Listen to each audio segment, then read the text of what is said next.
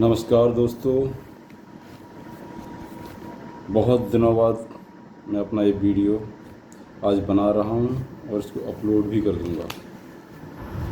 पहले मैंने कुछ वीडियो बनाए धर्म पर, गीता के प्रवचन पर, गीता के अध्याय का पाठ करके उसके एक्सप्लेनेशन। लेकिन अब मुझको लग रहा है कि समाज से हम अलग नहीं, समाज में, देश में और विश्व में होने वाली घटनाओं से हम अछूते नहीं रह सकते। धर्म हमारे मूल तत्व है, उसकी बात भी ज़रूरी है। दो चीज़ें हैं, एक धर्म और एक समाज। धर्म एक सिद्धांत है और उस सिद्धांत को अप्लाई करते हुए ज़िंदगी जब गुजारी जाती है तो उसका प्रभाव क्या पड़ता है, या धर्म का ह्रास होने से समाज पर क्या प्रभाव पड़ रहा है, समाज की स्थिति क्या बन रही है, ये हम जानेंगे। और इसको देखने ये समाचार पत्रों में जो खबरें आती हैं और हमारे आसपास जो घटनाएं घट रही हैं, उनसे ये पता चलता है कि आज जो मानसिकता है, जो वैचारिक दिवालियापन हो गया है विचारों में, कर्म में, सिद्धांत में। क्योंकि जब सिद्धांत बिगड़ता है तो कर्म भी बिगड़ता है, कर्म बिगड़ता है तो समाज भी एक नया रूप लेके आता है। समाज में अपराध बढ़ रहे हैं, उच्छृंखलता बढ़ रही है, नशा, शराब, कोकेन, हीरोइन के नशे और सामाजिक रिश्तों में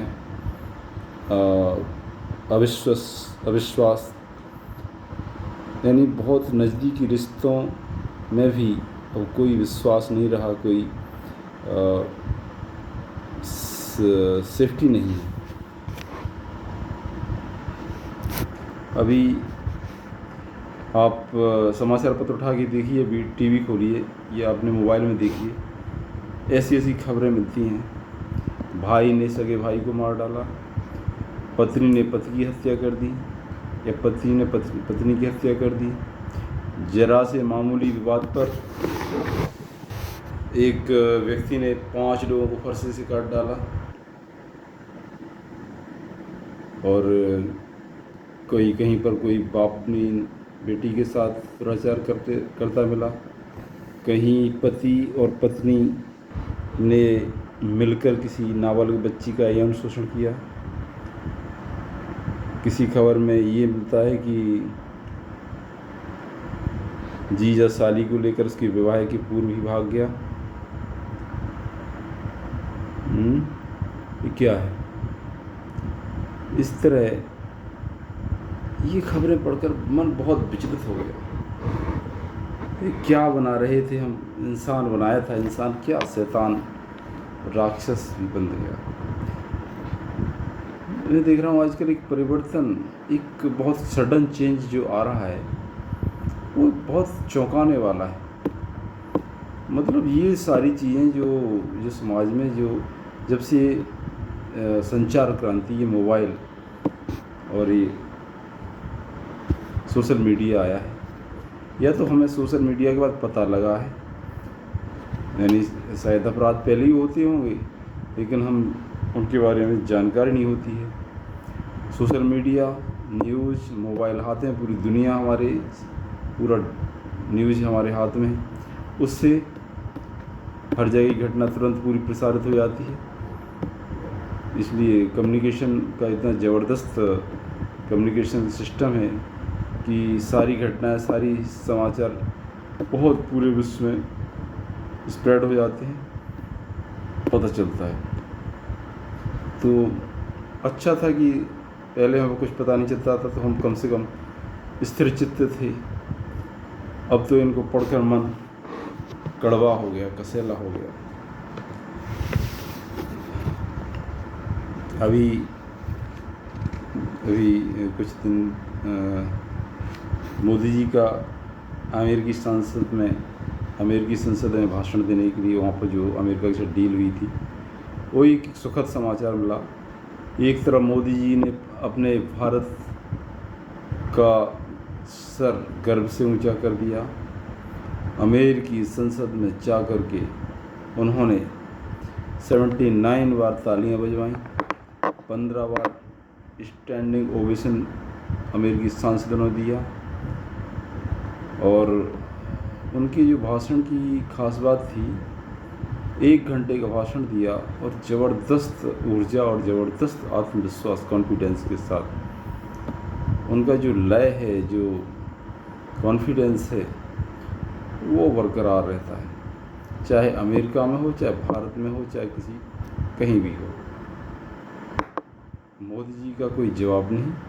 और मोदी जी के जो विरोधी है ना, वो उस भाषण में भी कमियां निकाल रहे हैं। कोई कह रहे हैं उनकी अंग्रेजी अच्छी नहीं थी, अंग्रेजी में उन्होंने कुछ वाक्य शब्द गलत बोल दिए। अंग्रेजी तो चलो ठीक है, कोई बात नहीं, उनके मेन उनका कंटेंट क्या था, उनका जो मैसेज देना था वो कितने ज़ोरदार तरीके से दिया। पहले तो उनका शानदार स्वागत हुआ, ठीक है। और उन्होंने ये बताया था कि अमेरिका में और भारत में जब कोई विमान का निर्माण होता है, ऑर्डर दिया जाता है, तो हमारे 44 राज्यों के एम्प्लॉयमेंट क्रिएट होता है, 44 राज्यों में एम्प्लॉयमेंट क्रिएट होता है। और आज ये बात है कि भारत इतना विकसित, इतना आगे बढ़ रहा है कि हर कोई पूरे विश्व में भारत के बारे में जानना चाहता है। भारत के विकास, भारत का लोकतंत्र, भारत की संस्कृति, भारत की विविधता, इस सब के बारे में जानना चाहता है। विश्व का सबसे बड़ा लोकतंत्र भारत। उन्होंने बताया कि विश्व में सबसे ज़्यादा भारत में 22 पॉलिटिकल पार्टी है और 20 राज्यों में 22 पॉलिटिकल पार्टी है। 20 स्टेट में कई अलग अलग पॉलिटिकल पार्टीज़ का शासन है, रूलिंग करती हैं। फिर भी इतनी विविधता होती भी 22 भाषाएं हैं, आधिकारिक भाषाएं, हजारों बोलियां, इतना बड़ा देश, इतनी विविधता होती भी सब एक ही स्वर में बोलते हैं। फिर भी एकता के बहुत मजबूत सूत्र से बंधी हुई। भारत के बारे में मोदी जी ने वो बताया कि भारत के लोकतंत्र की विशेषता बताई। हालांकि एक पाकिस्तानी कोई पत्रकार थी शायद, उसने पूछा कि आप जो है, जो माइनॉरिटी के विरुद्ध जो अपराध हो रहे हैं, उसके बारे में क्या एक्शन लिया आपने।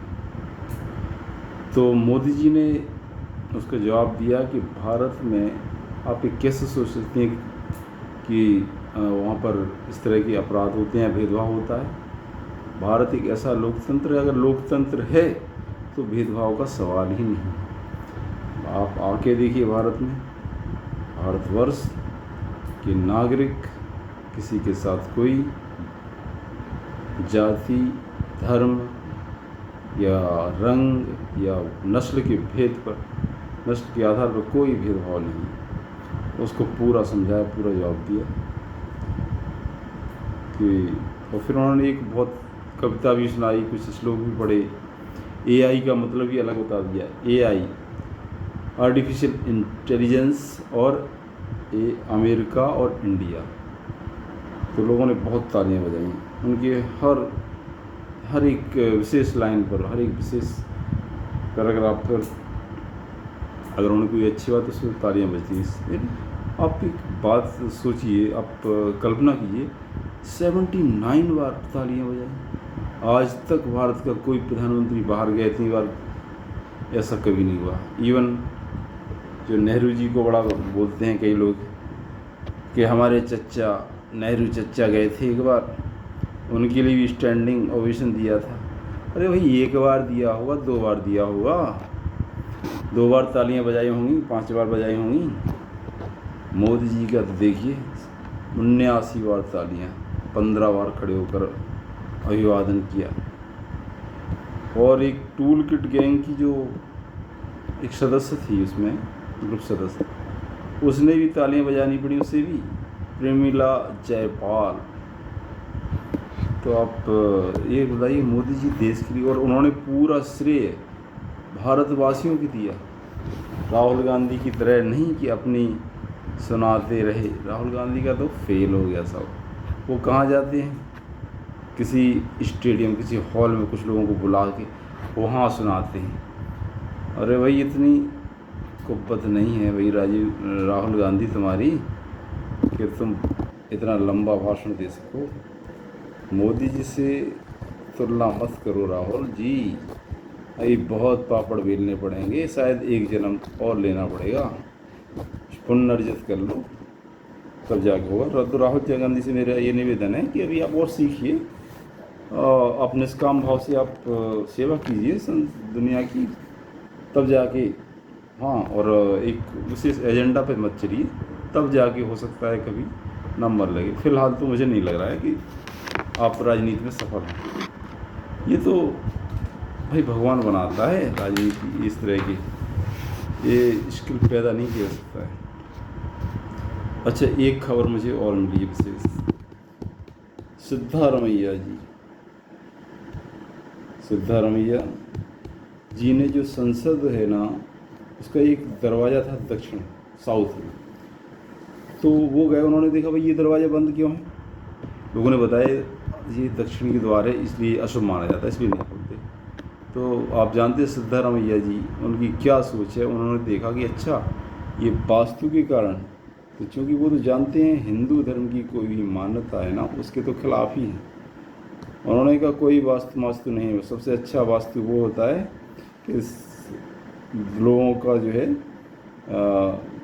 लोगों का भला होता रहे और हवा आती रहे, और लोगों का, हम ऐसी जगह काम करें चाहे वो दक्षिणी द्वार खुला हो या बंद हो, हमें लोगों के हितार्थ काम करने की ज़्यादा ज़रूरत है। अरे भाई, तो दक्षिणी द्वार अगर बंद रहता, 3 दरवाजे खुले थे, उनसे काम नहीं हो रहा था आपका। बस वो तो केवल एक उनकी जिद है कि वास्तु क्योंकि वैदिक शास्त्र सम्मत है, उसके खिलाफ जाके खोल दिया। अब इसका परिणाम देखिए, हो सकता है, क्योंकि वास्तु में मैं तो मानता हूँ ये वास्तु के हिसाब से गलत किया है, इसका परिणाम निकट भविष्य में हो सकता है अच्छा ना हो। देखिए, वेट एंड वॉच। समय क्या चल रहा है अभी, बहुत ही परिवर्तनशील चल रहा है, और कई तो भविष्य जो ज्योतिषी और भविष्यवक्ता बताते हैं कि अभी बहुत चेंज आएगा, इतना चेंज आएगा पूरे देश में। जो 3rd वर्ल्ड वॉर से चला, उधर देखिए पश्चिम में और विदेशों में कितनी तबाही का मंजर है। यहाँ भी तूफान आया, तबाही का मंजर है, और लोगों में उत्तेजना और वैरभाव, इस तरह से रेल दुर्घटना, ट्रेन एक्सीडेंट ये हो रहे हैं, बाढ़ आ रही है, कहीं कुछ हो रहा है, कहीं लोग आपस में वैसे ही मर जा रहे हैं, कोई बीमारी से, कोई हार्ट अटैक से, कोई लड़के, कोई भिड़के मर रहे हैं। यानी जो बताया है कि एक शनिदेव सारे दंड देने के लिए आए हैं, वो बहुत सी विश्व की बहुत जनसंख्या समाप्त हो जाएगी। यानी एक भविष्यवाणी के अनुसार ये है कि कुछ भविष्य शायद 2028 या 30 कुछ ऐसा बताया है, केवल 64 या 65 करोड़ ही लोग बचेंगे पूरे वर्ल्ड में। हाँ, अब कहा है, देखिए क्या होता है। लेकिन जिस तरह से हो सकता है, देखिए विधि का विधान है, इसको हम जिसे असंभव मार रहे हैं। हमने कभी कोरोना सोचा था ऐसी बीमारी आएगी, लेकिन वो हुआ। यस, तो जो हम नामुमकिन मानते हैं वो मुमकिन हो रहा है। तो जो 64 करोड़ जनसंख्या बचेगी विश्व की, अभी आप सोच रहे हैं कि ऐसा कैसे हो सकता है यार, फिर कैसे चलेगा, सारा सिस्टम ही फेल हो जाएगा। सारी जितने हमारे आधुनिक यंत्र, रेल, संचार, हवाई जहाज़, टेलीफोन, मोबाइल, और ये जेट, विमान, इंजन, सड़कें, रेलवे, ऑफिस, जब इतने बंदे मर जाएंगे तो कहाँ से इनको हम इनको इस तरह से कहाँ से चलाएंगे, फंक्शन कैसे करेंगे। पूरी दुनिया रुक जाएगी। यस, पूरी दुनिया रुक सकती है, क्योंकि कोरोना में देखा पूरी दुनिया रुक गई थी। क्या आपने कभी सोचा था? तो ये जो है, जो प्रकृति जो चाहती है वही होता है, हमारे कहने से कुछ नहीं होता। तो प्रकृति अगर ये चाह रही है, भगवान के को यही मंजूर है, ऊपर वाले कुछ बदलाव चाहता है, कुछ सफाई करना चाह रहा है, तो आप देखिए। बस इसमें एक कहा है कि जो सच्चे लोग होंगे, जो अहिंसक वह होंगे, जो मांसाहारी नहीं होंगे, शाकाहारी होंगे, ईश्वर पर विश्वास करने वाले, परद्रोह नहीं करते होंगे, द्वेष नहीं करते होंगे, सबका भला चाहने वाले, धार्मिक, सत्यवादी, ये इनको कुछ नहीं होगा, इनकी रक्षा होगी। और जो यह जिसकी मृत्यु आ गई उसको तो देखिए वो तो जाएगा, उसमें धार्मिक अधार्मिक, पापी पुण्यात्मा, इनका कोई विचार नहीं है। जिसकी मृत्यु आ गई है वो चाहे धार्मिक हो, चाहे पापी हो, चाहे पुण्यात्मा हो, चाहे कोई भी हो, उसकी मृत्यु के बाद निश्चित है, तो उसका इंतकाल, उसका देहांत होगा। लेकिन अधिकांश अकाल मौतें होंगी, हालांकि मृत्यु भी निश्चित है। कुछ कर्मों के फल बहुत शीघ्र मिलने वाले हैं, जो कर्मों के फल कई जन्मों में बाद मिलने वाले थे, लेकिन वो अब ये हो रहा है कि उसका बहुत शीघ्र, जैसे कोई मुकदमे हम फास्ट ट्रैक कोर्ट पे चलाते हैं, तो मुकदमा जो सालों चलता था वो 1 साल के अंदर ख़त्म निपट जाता है। तो ये फास्ट ट्रैक कोर्ट पे सभी लोगों के मामले आ चुके हैं, क्योंकि अब हमें एक नया, ईश्वर को नया निर्माण करना है, तो जितना सबको डिस्पोज करना है, सबको पहले मामलों की सुनवाई तुरंत होगी, तुरंत सज़ा, जिसको फांसी देना है फांसी, जिसको सज़ा देना है सज़ा, जिसको छोड़ना है छोड़ना। अब शनिदेव आ गए हैं, तो शनिदेव अब या न्याय की कुर्सी बैठे, वो न्याय कर रहे हैं, न्याय कर रहे हैं। तो जो न्याय, तो वो न्यायकारी ईश्वर, तो वो किसी का अच्छे काम की सज़ा नहीं देता, अच्छे काम का पुरस्कार और बुरे काम की सज़ा। तो ये दोनों तरह की बातें मैंने बताई, आध्यात्मिक और भविष्य ज्योतिषी के आधार पर भी, भविष्यवाणी के आधार पर, और समाज में क्या हो रहा है क्या नहीं हो रहा है। ये अभी आपने न्यूज़ पढ़िए डेली आप, कितनी गंदगी समाज में व्याप्त हो रही है, माय गॉड।